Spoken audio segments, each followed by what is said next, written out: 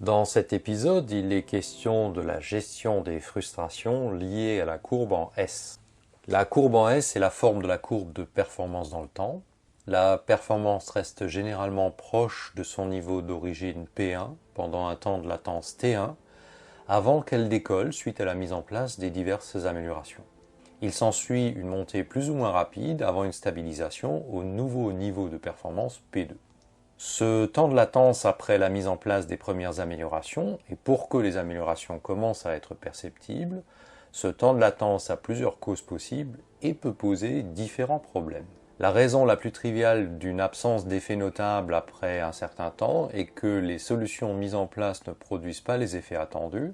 Il est par conséquent utile d'estimer par avance, avant leur mise en œuvre, quand les effets doivent être perceptibles, et ceci afin de disposer d'une alerte lorsque le délai escompté est dépassé. Une autre raison triviale est un temps de cycle long. Donc celui-ci peut concerner un processus de transformation, de traitement, avec un temps de latence inhérent au processus lui-même avant que l'on puisse juger du succès de l'opération. On a là typiquement des durées techniques ou des durées nécessaires au processus de transformation chimique ou biologique, ou encore des délais de réponse d'organismes tiers, de l'administration, etc.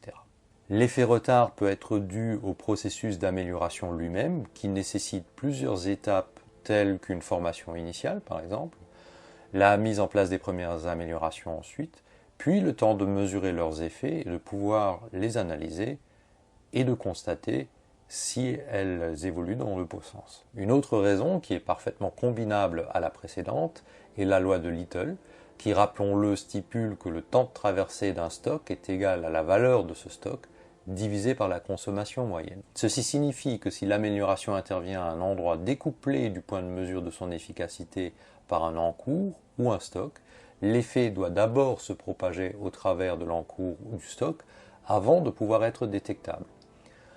Et ceci en conservant toute chose égale par ailleurs. Ce décalage, ce temps de latence, peut poser problème à une direction générale qui raisonne en retour sur investissement et le souhaite le plus rapide possible. Ceci est d'autant plus vrai que le secteur d'activité est concurrentiel, car une amélioration peut déterminer la compétitivité et ou la profitabilité d'un projet, d'une offre, voire de l'organisation tout entière. Il est donc recommandé aux chefs de projet de faire de la pédagogie et rappeler le phénomène de la courbe en S. Ceci, quand bien même les directeurs prétendent le connaître, la pression des affaires tend à le faire oublier. Le second problème courant concerne les acteurs du terrain qui attendent un bénéfice de l'amélioration, comme par exemple la résolution de problèmes, l'élimination d'irritants, une meilleure ergonomie, etc. En supposant que les opérationnels aient été associés à l'amélioration, il faut gérer leur frustration et leur possible impatience à constater les changements auxquels ils se sont associés. Faute de démontrer rapidement que cela fonctionne, il y a un risque important de perdre leur attention et leur motivation. Pour cela, il faut que le chef de projet choisisse des objectifs d'étape sur des horizons courts afin de pouvoir communiquer fréquemment sur de petits succès. L'idéal en la matière est de viser la maille de la semaine et de ne pas dépasser le mois. La semaine représente une maille de temps qui est familière aux opérationnels, le mois étant en quelque sorte la limite maximale admissible. Au-delà du mois, cela devient généralement une abstraction. Vous pouvez retrouver l'article correspondant à cette vidéo sur mon site personnel. Vous trouverez le lien dans la description de la vidéo. Merci pour votre intérêt et à bientôt sur ma chaîne YouTube.